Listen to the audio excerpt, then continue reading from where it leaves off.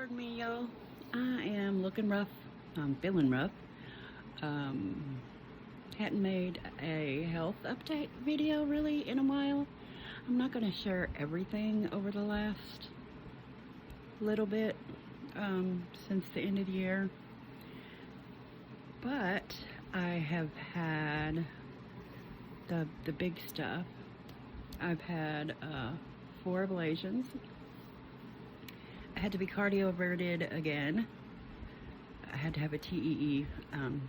That's where they go down and make sure you don't have any blood clots before they cardiovert you, which is just trying to shock you back into rhythm. Having issues with my AFib, as always. The last ablation, heart ablation I had, I was in normal sinus rhythm for a day, and then I went right back into AFib. And when they cardioverted me, which was just the other day, not even a week ago now, for 60 seconds, I stayed in sinus rhythm, and then I went back into AFib. So, that's great.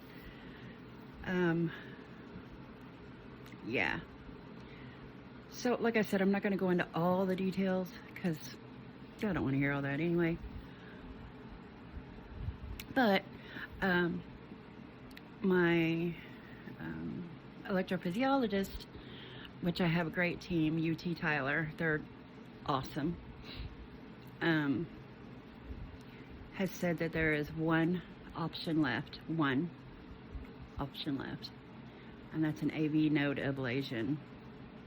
And I'm not 100% studied up on that, but I do know that it scares me because I'll be 100% dependent on my defibrillator pacer. It's a combo.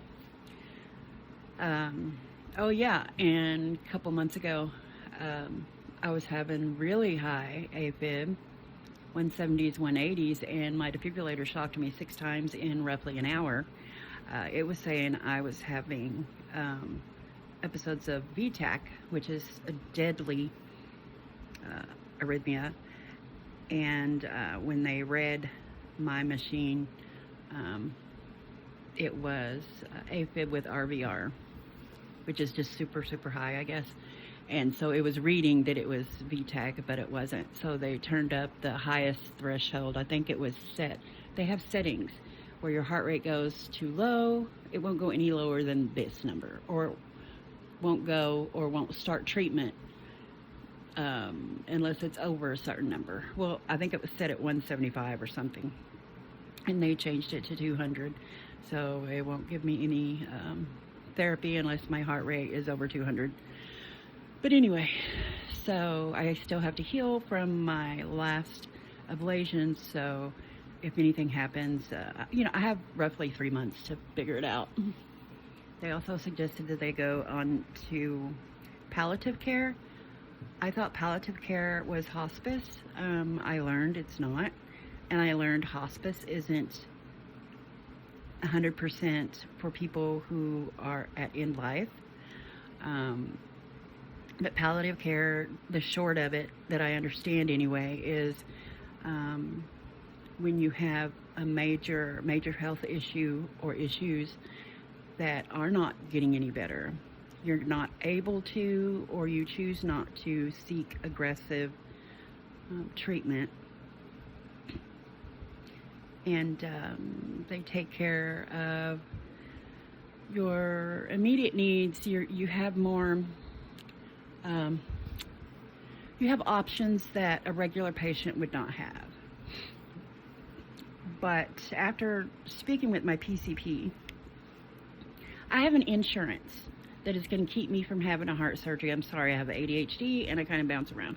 But my insurance is not accepted by any specialist, hardly. I'm surprised I have a cardiologist at all.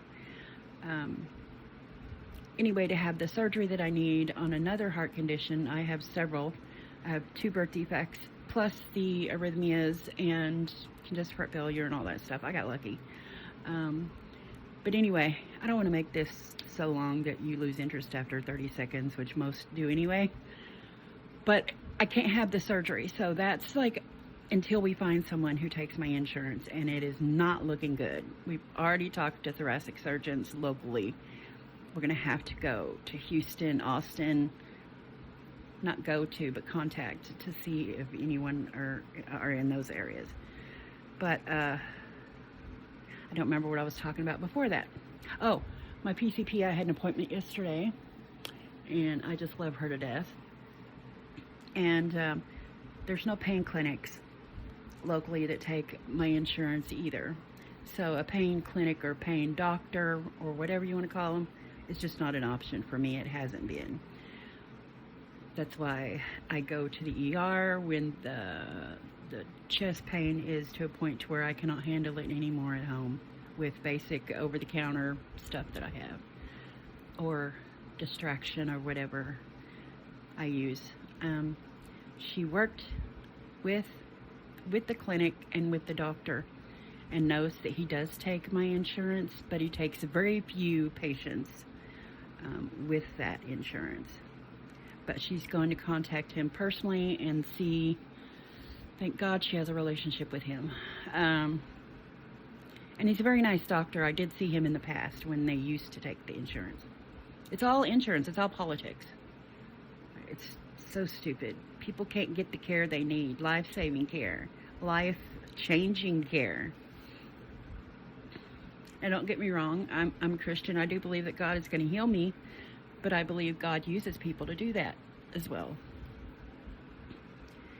So it'll happen. But anyway, so it may take a little while, she said. But I'm not going to lose faith. This is 7 minutes. I don't even know if I'll be able to give it on TikTok. I haven't really been putting much on my YouTube channel. I do have a YouTube channel. I just don't post nearly like I used to. But anyway, y'all have a wonderful day. God bless.